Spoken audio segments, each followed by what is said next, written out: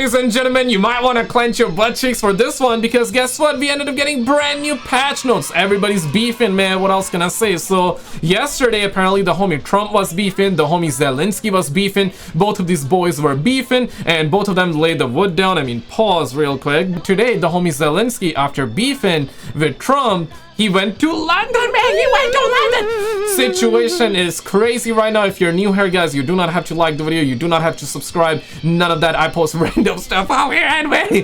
People are making insane amount of videos. So yeah, this video is going viral right now. It's not real. This is made by AI, but absolutely hilarious. And we also got different versions of it too. Check this. Wait for it. Yeah, so both of them are playing like Kung Fu here, and you're gonna find numerous of auto videos out here, bro. Okay, let's actually cut to the chase here, and yeah, let's actually get down to this one. Roll it. President Zelensky left the US for London, touching down this morning.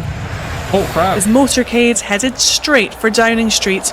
A planned meeting with the Prime Minister brought forward, a move that speaks to the urgency and precarity of this diplomatic row. Yeah, there we go. Cheered by supporters on his way into number 10 for a choreographed show of support from the Prime Minister. Handshake after handshake from Keir Starmer, who is also trying to keep the US on side. And okay, they're treating him nicely right now. They're treating him nicely. Spoke to both President Zelensky and President Trump last night. You're very, very welcome here in Downing Street. Inside, the warm words you would expect between these two leaders, but ones which have taken on new meaning in the last 24 hours. A lasting peace for Ukraine based on sovereignty and security for Ukraine. So important for Ukraine, so important for Europe, and so important for the United Kingdom. We are happy, and we count on your support, and really, we're really happy that we have such partners and such friends. Fantastic. Tomorrow, Keir Starmer will host a wider summit of European leaders and focus on attempting to calm the crisis caused by yesterday's events. He's all dressed up today. Belittled, berated. You don't have the cards right now. What? Today. Belittled, berated. You don't have the cards right now.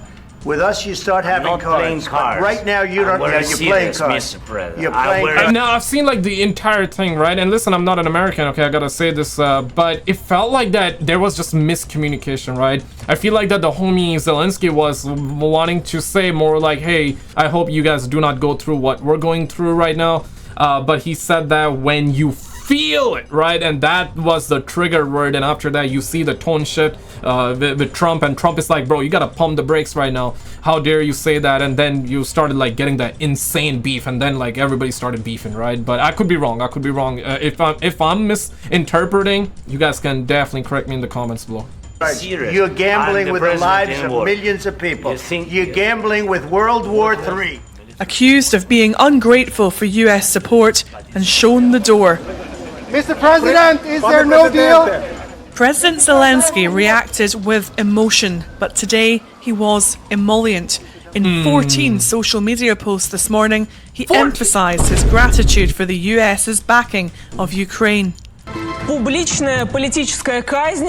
Russia, officials have reacted with glee to what Donald Trump called great television, though there has been no comment yet from Vladimir Putin as events have unfolded.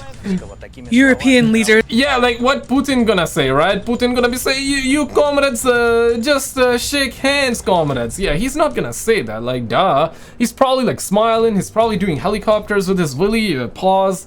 He's probably laying the nuke down, know what I'm saying? Yeah, like Putin not gonna lay the wood down, bro. I rather all of these homies laying the wood down than a nuke down, you know what I'm saying? Yeah, like the video if you agree with that. Yeah, I rather them laying the wood down than the nuke down, man. It's like, damn, homie. Yeah, people out here trying to chase their dreams, man, and y'all suckers are trying to drop nukes, man. Come on, me. Are now contending with the prospect of what could happen if the US pulls military support. In an impromptu press conference, Germany's foreign minister said her country needs to increase support for Ukraine without delay. Der gestrige Abend hat unterstrichen, last night underlined that a new era of profanity has begun, a heinous time in which we must defend the rules-based international order and the strength of the law more than ever against the might of the strongest, because otherwise no free country can sleep peacefully anymore, which has a stronger neighbour. This morning in Ukraine, the aftermath of drone strikes which damaged a hospital.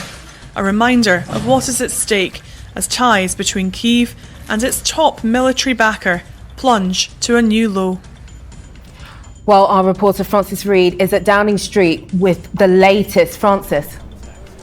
Yeah, we've just seen President Zelensky come out of this door in the last couple of minutes, actually, and leave with his motorcade out of the main gates here. It's been a crucial weekend for him, of course, but also quite the weekend for... Damn, man. Yo, it's night and day difference. I mean, literally, when he was in America, it was daytime. Now it's nighttime. Bruh. I mean, literally, it is night and day difference, but metaphorically speaking, it is night and day. Like, he's so happy here. I mean, both of these homies laughing, they're chilling, they're talking about, I'm not sure what they're talking about, but you know what I'm saying, right?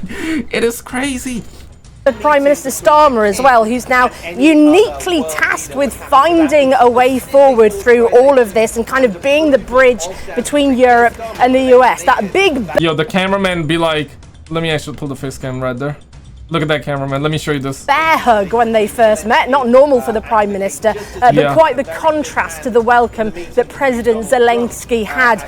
It's like, because Trump didn't do that necessarily, so they're like, okay, we're gonna do it, and there are gonna be headlines, right? But the cameraman was like, hey man, let me get that 4K picture of you, son. Yeah, the cameraman was like, nah man, 4K picture coming in right now. In the White House yesterday, and that was really quite deliberate, a deliberate show of warmth between the two nations. They didn't answer any of our questions when they went in or out of Downing Street today, but within the UK we've heard from other politicians today. Rachel Reeves has been meeting with her Ukrainian counterpart, Sergei Marchenko, the Minister of Finance, keen to offer support there. Conservative leader Kemi Badenoch as well has also come out on social media. She said, we need to remember that the villain is the war criminal, President Putin, who illegally invaded another sovereign country. As, of course, Reform UK leader Nigel Farage as well, a long-term supporter and ally of Donald Trump, also said the spat makes Putin... Yo, honestly, bro, Activision gonna make a brand new Call of Duty game immediately, okay? Maybe if there's only one map in that game,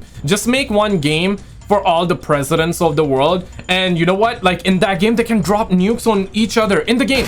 They can like nuke each other. They can nuke each other in that Call of Duty game. They can make like one game and they can settle this, you know, and hit them up with a PlayStation controller, with an Xbox controller if they prefer an Xbox controller, or maybe they like playing PC on PC, maybe Steam. Yeah, right. Yeah. So hit them up with a Call of Duty game and they can like nuke each other in Call of Duty, right? Rather than thinking about nuking people in real life. You know what I'm saying? I think that can solve a lot of issues, you know, that can be very, very productive, you know. Like the video if you agree, dislike if you disagree.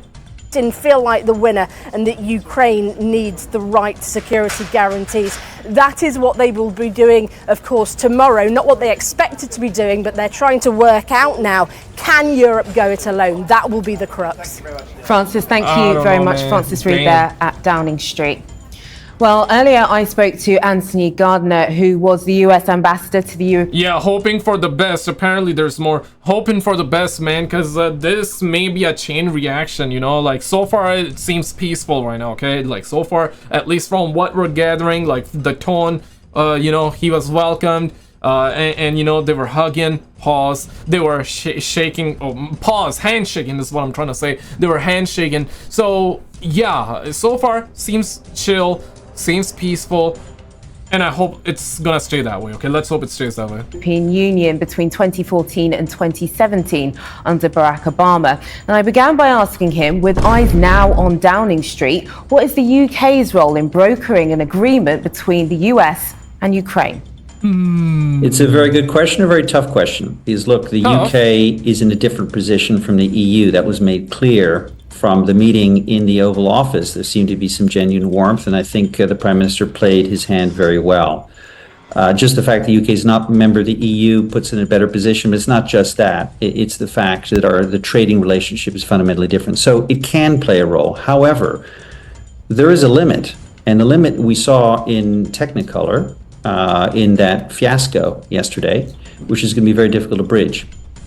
And secondly, it's time, and I hate to say this, it's time for European leaders, including Starmer, to realize that this administration actually wants to destroy the European Union. And that sounds pretty exaggerated. Perhaps some will think it's exaggerated, but it's not. I think that's actually what's going on. And I think the UK has a fundamental interest in ensuring that the EU remains strong. Just in terms of the meeting yesterday, did Zelensky fall into a trap that was laid by Trump and Vance, as some commentators have suggested? Should he have gamed this whole situation a little bit better? There are limits to that. I mean, look, one could say that he should have done what many other leaders have done, and to say, Mr. President, you're the best thing that's ever happened to the galaxy. Your deal is the best deal that's ever existed in this galaxy, and we're thrilled to have your support. All right, that's the narrative. But I think what happened, looking at the tape of what occurred, is that this administration actually wanted to humiliate him in front of the world. And some of the things that were said were literally taken out of the Putin playbook. That's what's very worrisome. But Trump has said, isn't it better for these conversations to be out in the open and not behind closed doors? You can see everyone's cards. And Donald Trump has suggested that it's good for Americans to see this, and it's good telly. Yeah, good TV. I mean, good content, I guess, right? Good drama content. Well, it's good. Yeah, season 1. So far it's season 1. So when is season 2 coming out? Telly. That's a pretty low bar. I mean, that performance has never occurred in the Oval Office. I've been in many meetings in the Oval Office with two presidents, Bill Clinton and Obama. But look, it's not a partisan issue. This kind of a spectacle, that kind of a fiasco, never occurred under any Republican president at all, whether it's George Bush Sr. or Jr., Ronald Reagan, Nixon, Ford, you name it. It's never happened for very good reason. There's always the first time, you know what I'm saying? There's always the first time. But no, truly, I believe there was a whole lot of miscommunication as well, and based off of what I saw and what I heard. But yeah, man, like the homies were beefing, bro. Like the homies were beefing. Trump was beefing, JD Vance was beefing. I feel like that JD Vance also gaslit the homie up, and then the homie Zelensky's like, he said what he said, that triggered Trump even more, and then all of them started like beefing, and then we started having that WrestleMania special, right? And right after, Trump said, bro, like, I'm tired of people walking all over me, this is how I'm fighting back. So Trump like literally went in. He's like, yeah, bro, I'm tired of people walking all over me. So we saw the WrestleMania special come early. When a foreign leader comes to the White House, he or she should expect to be treated with some degree of cordiality, especially, by the way, the leader, I would say a brave leader of a country that's been under attack. The man has lived in a bunker for 3 years. Damn. I think he had every expectation of being treated civilly, and he wasn't. Looking to this summit tomorrow, what do you think will be the best case scenario for Europe? Europe needs to step up. I mean, so many declarations have been made about this, but this really is the moment of Europe. To say to Donald Trump, we're going to stick behind Ukraine because this is fundamentally in our interest. We do not want to see Russian troops either take over Ukraine and certainly not threaten our borders. Say the US steps out of the way completely, is not going to offer any assurances. Will European... No, yeah, right. Like right now, everybody's like viewing this as bad. And yeah, it is. I mean, it's definitely is bad. But maybe like US stepping out can be a good thing, because I'm just assuming that. Listen, I'm not a specialist or not a professional or anything like that. With just one man's opinion.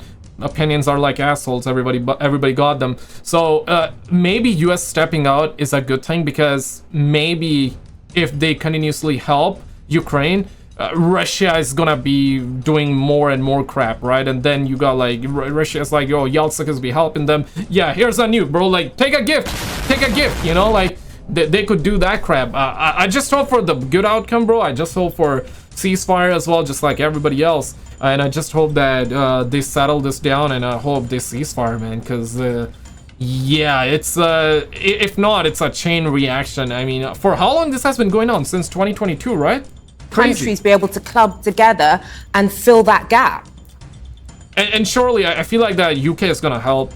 I think other countries gonna start to help as well. But then NATO, I believe NATO's gonna come together too, right? When push come to shove, I think US gonna come back. US always gonna make a comeback, man. So even if they pull out, they don't pull in, pause, they're gonna be brought back in. So regardless, it's always is like that. But well, that is the key question, of course. It can't fill up all the gaps, and that's why so many leaders have been asking Washington to provide some sort of a backstop. I would hope and anticipate also that Europe can broker a minerals deal that would at least convince the White House it has an economic stake in the future of a democratic, stable country.